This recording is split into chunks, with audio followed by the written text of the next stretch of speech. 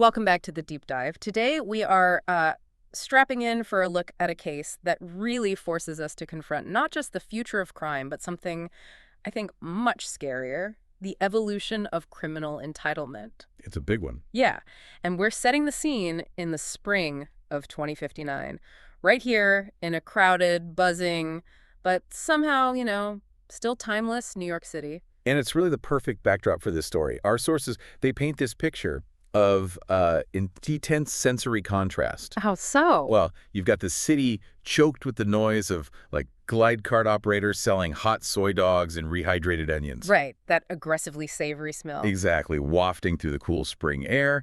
But it's all juxtaposed against this, high-end architecture and blooming ornamental trees. It's a world where advanced tech is everywhere, but the basic human scramble for a buck and, well, the tragedy of the violent crime, that remains constant.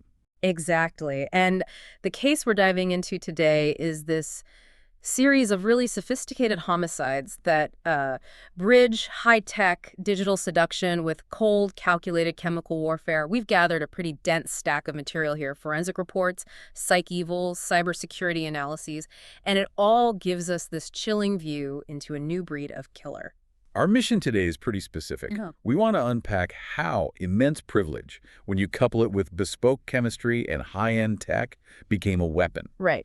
We need to understand not just the methods, which were, revolutionary in their own way, but the pathology, what drove two highly educated, incredibly wealthy young men to treat human life as a disposable game. All while hiding behind these layered digital walls and perfect physical disguises. It's a complex hunt, and we're going to see exactly how investigators track them down. So let's start at the beginning. We're in the pre-dawn hours of 2059. The initial victim is Brina Bankhead. She's found after a fall from a high-rise. And right away, the first responders, the public, they label this a leaper. A suicide jump. A tragic suicide jump, yeah.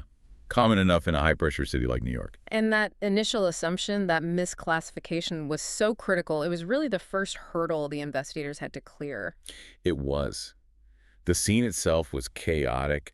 You've got cabs winging by, but, rarely stopping. The perimeter's immediately just choked with gapers and news hawks. People trying to film it. Trying to film the tragedy for a few minutes of airtime, exactly. And in all that noise and clutter, it would have been so easy to just process this as a routine urban tragedy and, move on. But the investigators on site, they quickly recognized some subtle contradictions. They did. We hear from a Louise D'Amato, who was a medical professional living in the building. She actually witnessed the fall. She did. And she describes Brina's hair spread out in the air like wings before she hit the ground. D'Amato, out of this sort of professional duty. A knee-jerk reaction, she called it. A knee-jerk reaction. She admitted she checked the pulse, knowing instantly the victim was dead, but just needing to confirm it anyway. And her description is, it's heartbreaking. But her core testimony is what really raises the alarm on the whole suicide theory. What was that specifically? She stated very explicitly that Brina made no sound. No scream, no cry, no last gasp of terror. Just quiet. That soundless descent. She called it like wings fluttering.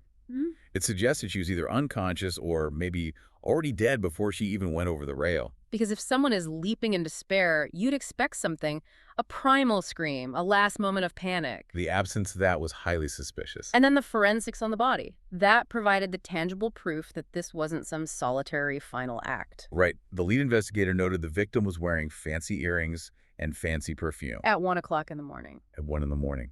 And that specific detail, the expensive staging, that was the initial crack in the suicide theory. As the investigator pointed out, no one puts on their best perfume and expensive earrings to kill themselves alone in their apartment. It strongly suggested she had company. Had been expecting company and got it. It's a beautifully simple, a very human deduction that just cuts through all the advanced technology of the time. Yeah, and we do see that tech. The police were using these specialized sealed hands for quick, contamination-free fingerprint scans. They're immediately requesting security camera discs for the lobby and the 12th floor. So you can see how policing in 2059 relies on this rapid data retrieval.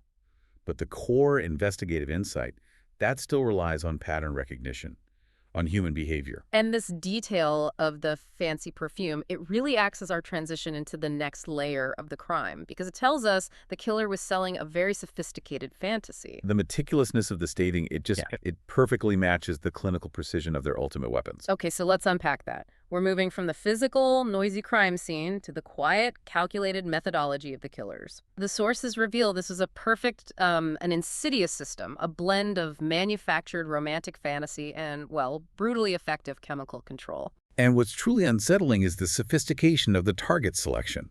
They weren't just hunting on, generic social sites. Yeah. The killers operated almost exclusively within online poetry chat rooms. Poetry chat rooms. Yeah.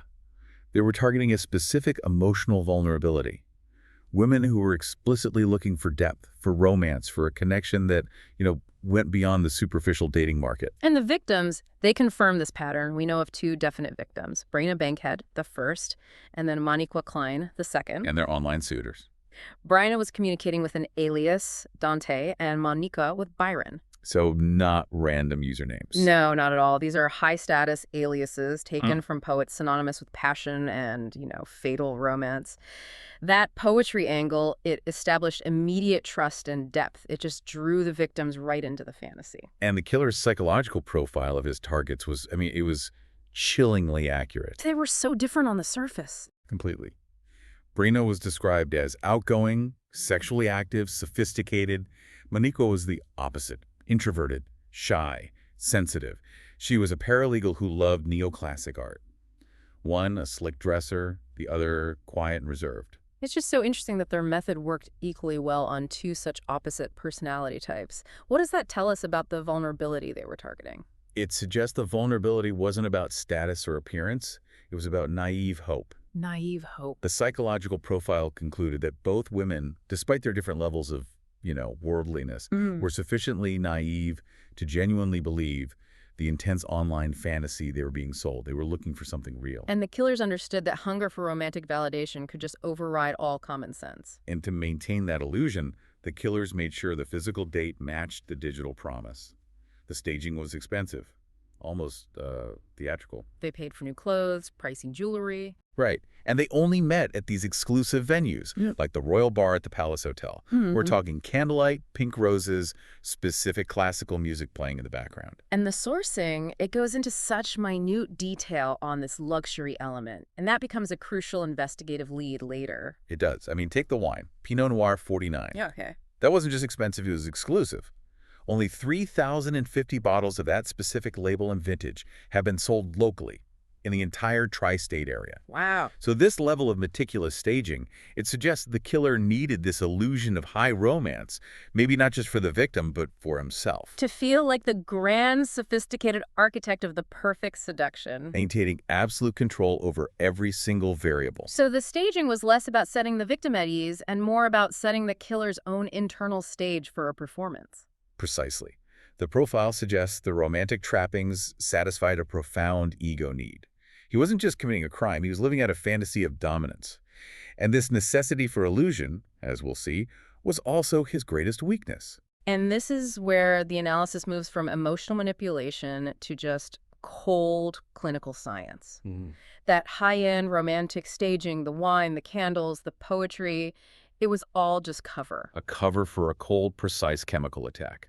Let's talk about the drugs used. What was the primary chemical weapon used to disable the victims? So the main substance was hormonibital 6.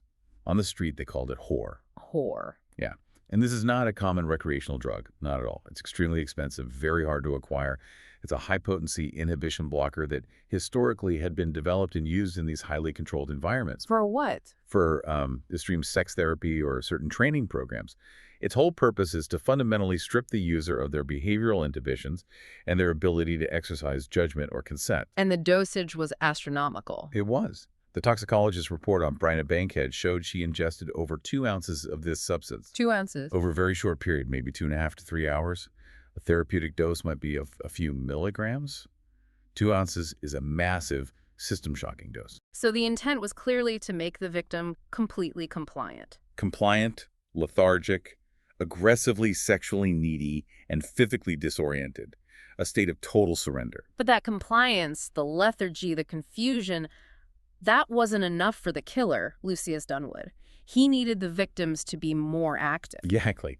The extreme lethargy that's induced by a high dose of whore, it sort of compromised the killer's required experience. The profile suggested the killer desired a more active fuck, or a heightened ultimate experience. So to counteract the depressant effects. They doctored the final glass of wine with something called an aminophenol Colax B, or wild rabbit. What is wild rabbit, and why was combining it with a massive inhibition blocker just guaranteed to be lethal? This seems to be the core of the chemical precision. Right. Wild rabbit is a highly specific, tailor-made cocktail. It's designed to aggressively stimulate the nervous and respiratory systems. It is essentially a central nervous system stimulant. So you take a high-dose depressant, which whore is, slowing down the heart and lungs. To dangerous levels. And then you introduce an aggressive stimulant like wild rabbit. So the body is being pulled violently in two opposite directions at the same time? Precisely. The stimulant bombards the heart and lungs, demanding immediate high-output performance, while the massive amount of depressant is compromising the cardiovascular system's ability to even respond. Bryna's heart it couldn't handle the conflicting demands. And the combination caused a catastrophic failure, resulting in death within 20 minutes of that final ingestion. And the key takeaway from the medical examiner was profound. This was not a sloppy overdose. This was pharmacologically precise. Meaning anyone with high-level pharmacological knowledge, a chemist, a medical professional, someone connected to drug research, they would know that specific cocktail at those doses was a guaranteed fatality. It speaks volumes about the killer's education and expertise. It immediately shifted the suspect pool from, street criminals to the highly educated elite. And that realization made the final chilling detail even clearer. The victim was already dead before she was thrown over the balcony. That was the medical conclusion, sparing her the fear. Yes. The killer threw her over to stage a suicide and cover up the chemical murder, which demonstrates both panic and a real clinical detachment in the same act. So once the investigators understood the sophistication of the chemical murder, the investigation became this highly technical, really frustrating cat-and-mouse game. They weren't just hunting a killer, they were hunting a highly skilled ghost who understood both physical disguise and advanced cybersecurity. The level of commitment to remaining an invisible man is truly remarkable. This wasn't just, changing a shirt. This was a complete professional transformation for every single engagement. That's right. The sources detail that the suspect, or suspects as it turns out, never presented the same physical look twice. Never. They used expensive custom-made human hair wigs, professional-grade face putty, and makeup to subtly alter bone structure, and high-end tailored clothing that varied stylistically from date to date. One night, a sharp British cut. The next, an elegant Italian suit. Exactly. The objective was simple: thwart facial recognition and confuse victim identification across multiple encounters. So they are throwing off the standard surveillance grid with physical disguise, right. But their digital defense system was even more sophisticated. They weren't just using, basic privacy tools. No, this was another level. Another level entirely. The tech analyst determined the killer was an above-average hacker who created what the police termed cloaked umbrella accounts. Can you break that down for us? What exactly is a cloaked umbrella account? Why is that harder to trace than just running traffic through a standard VPN or something? Well, think of it this way. A standard VPN masks your IP by bouncing it once. A cloaked umbrella account uses this cascading series of entirely disposable anonymized accounts, that's the umbrella, that are rapidly generated and then immediately deleted after use. So the killer would initiate communications through one account, which immediately bounced the transmission through 2 or 3 temporary intermediate accounts, which then bounced the data through public access points, cyber cafes, clubs, public hotspots across multiple boroughs. We're talking Manhattan, Queens, and Brooklyn, all within seconds. Yeah, that sounds like a digital archaeology nightmare. It was. The police tech team hit 23 separate digital access spots just trying to trace the communication path for Monica Klein. Every step was cloaked, every layer was temporary. He knew exactly how much time the police would need to file warrants and trace IPs, and his system made sure the trail went cold before any warrants could be executed. That careful bouncing, though, it finally led to the near miss at the Cyber Perks Cafe. This is a fascinating moment where the killer's sheer paranoia, his operational security, it almost failed him. And it speaks to the hacker's high alert status. The police managed to track the latest known entry point, operating under the alias R.W. Emerson, Another poet, to a specific cyber cafe. And the physical identification didn't come from the primary viewing angle, which was heavily disguised. It came from a magnified security feed after he briefly turned his head while making a call. That tiny glimpse was enough. And the moment he realized he was compromised, his reaction was just lightning fast. Instantaneous. His counter protocol just kicked in immediately. He uploaded a virus into the cafe's system, a customized denial of service attack disconnecting his trail, destroying any recent local logs. He was out the door and gone in a shocking 98 seconds. 98 seconds. That speed just highlights his preparedness, his high level of operational paranoia. It does. And he was destroying the local cache cookies, temp files, local sign-in info, and, importantly, the physical record of his presence on that machine. The virus was designed to erase the last minute of activity and scramble the system to slow down police data recovery. And he had the tools to monitor his environment, too. He was using a custom-made, extremely compact silver scanner pocket link. The lead investigator noted its small size likely built to spec, which let him constantly monitor network activity, local security broadcasts, and just stay ahead of any threats. For all his mastery of digital anonymity and physical disguise, the killer had a huge vulnerability: his lifestyle. The Achilles heel. The sheer cost of maintaining this game meant he had to interact with the financial system, and that's ultimately what did him in. It was. The investigation shifted focus to the expenditures the killer couldn't avoid. The black market cost of the high-end illegal drugs like whore, the immense price of that exclusive Pinot Noir 49, the continuous rotation of designer clothes and human hair wigs, and the expensive pink roses he sent to every single target. So instead of trying to chase anonymous data packets, investigators started cross-referencing high-end consumer lists. Exactly. They focused on shops that specialized in bespoke, tailored clothing and exclusive vintage wines. They cross-referenced purchases made within the same time frames. Yeah. So, for example, a custom British suit purchased 3 days before a specific vintage wine was delivered to a specific address. And that narrowed the suspect pool significantly to the hyper-wealthy who valued that kind of exclusivity. And this leads to a really interesting psychological contradiction in their financial behavior. The killer would spend thousands on staging the date, but consistently let the women pay for small things, like drinks or cabs. That's a perfect illustration of the pathology. It is. On one hand, he needed to project extreme wealth and status, hence the lavish gifts and exclusive venues. But letting the victim pay for a cab, that served two distinct purposes. Okay, what were they? First, it minimized his own paper trail for small, traceable transactions. But second, and far more critical to his psychological makeup, it provided an ego boost, a profound sense of dominance. He was asserting control, reminding the women, even subtly, that he was the superior, entitled player in this transaction. Knowing full well she would soon be dead. That drive for absolute power, even down to a cab fare, it points to a deep insecurity. And that insecurity, paired with his high-spending habits, finally yielded a solid physical clue. It did. The key physical detail that bridged the gap between the two separate murder scenes came from a server at the Royal Bar. The server remembered the killer from Monica Klein's date because of his distinctive jewelry. The ring. A wide band ring with a square ruby and a carved dragon's head. And the server also recalled that on a prior visit, the man had been with a companion who wore a matching ring, but with a sapphire. And that one crucial detail gave investigators the first definitive link between Lucia Stunwood and Kevin Morano, the two men playing this deadly game. So now we move to, I think, the most disturbing part of this dive, the startling background connection that explains the drugs, the access, and the profound pathology of the perpetrators.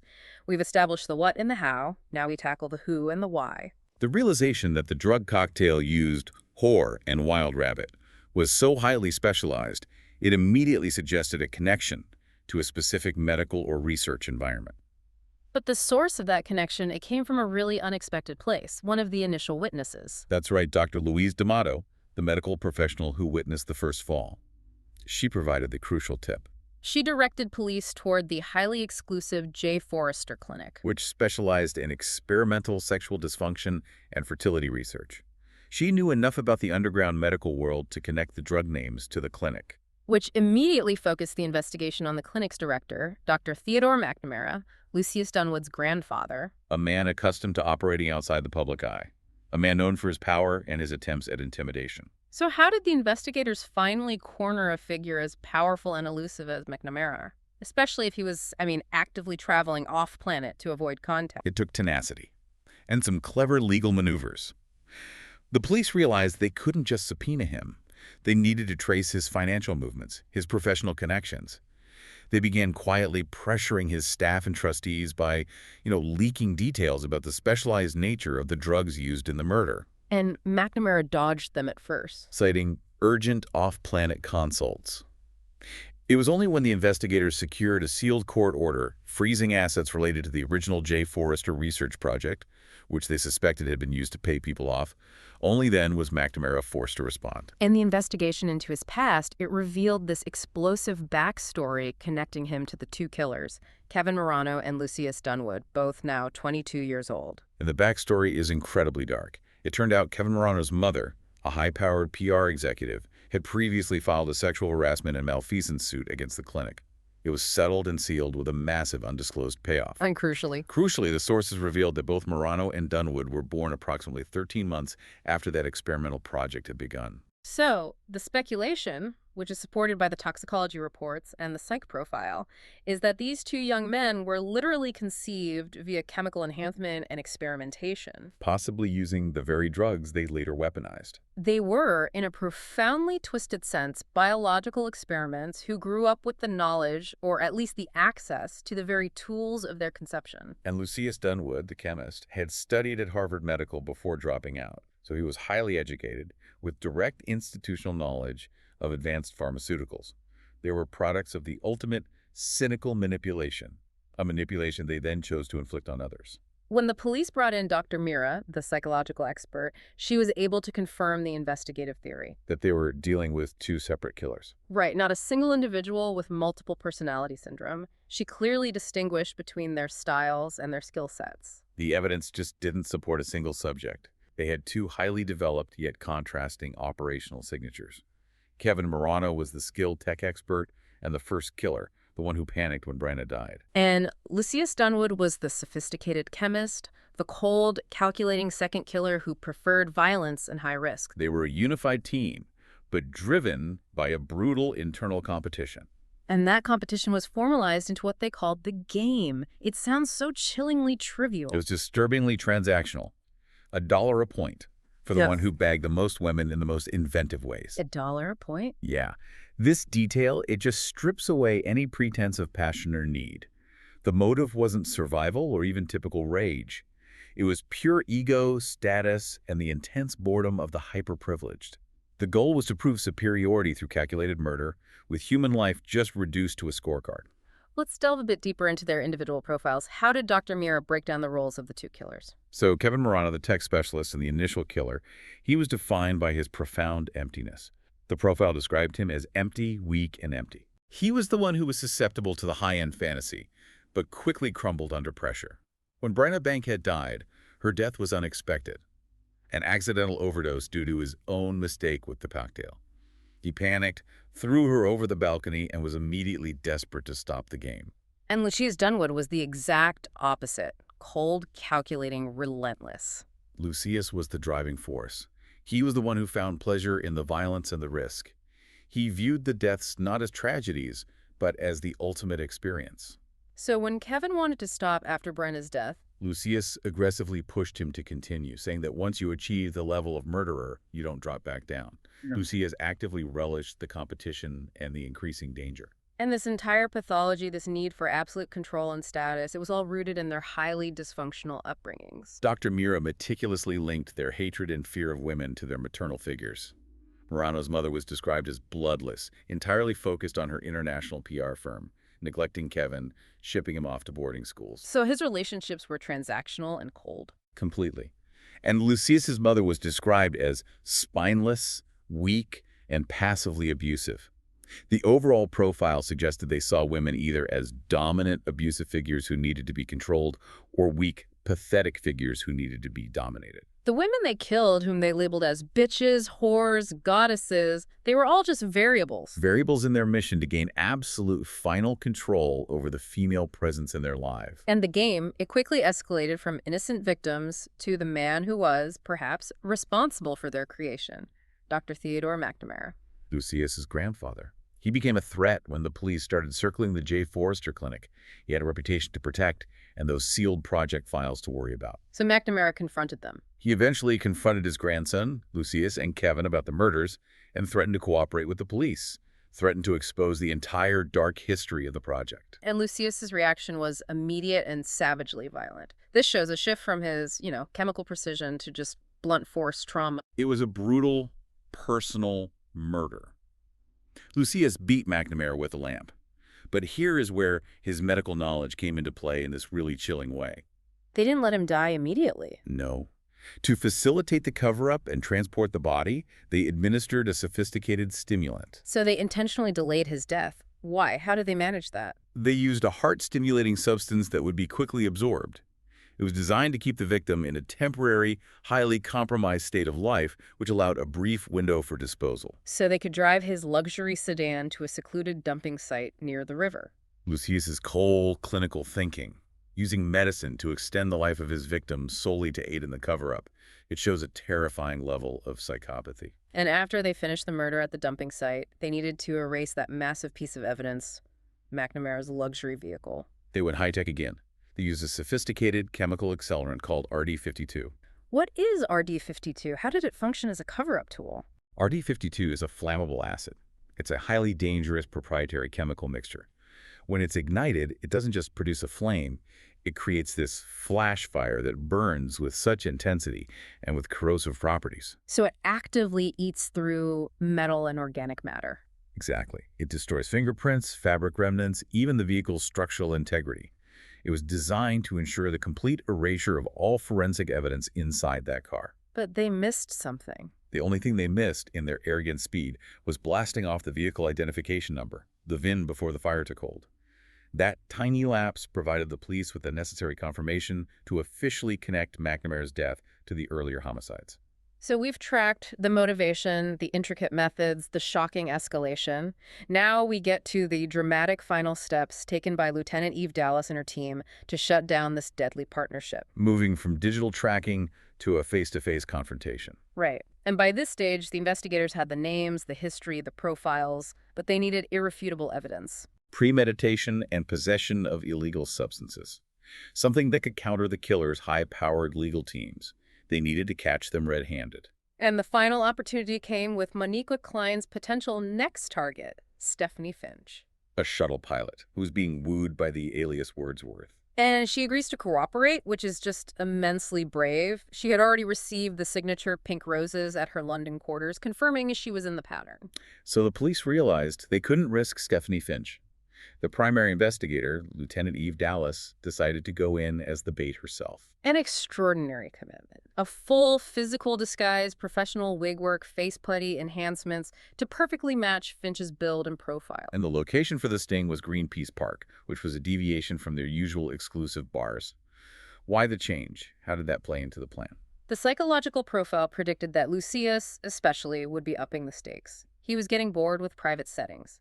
Moving to a crowded, daytime public venue like Greenpeace Park was an escalation in risk that fit his need for the ultimate thrill. And his belief in his own invincibility. The police capitalized on that hubris.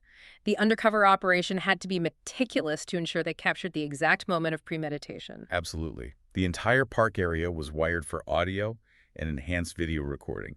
They had 6 uniformed officers in soft clothes, scattered strategically disguised as park maintenance, street vendors, sidewalk sleepers. The objective wasn't just to catch Lucius, who arrived disguised as Sebastian, but to capture the moment he demonstrated intent. The moment he attempted to deploy the chemical weapon. And the sting worked perfectly. They captured the smoking gun on high-definition camera. It did.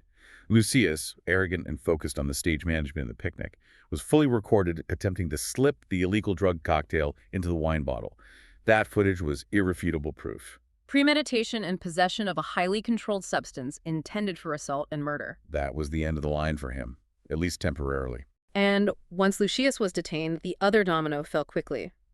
Kevin Morano, the weak, empty partner who'd been panicking since Brina's death, was brought in for interrogation. And Morano's innate weakness just shone through.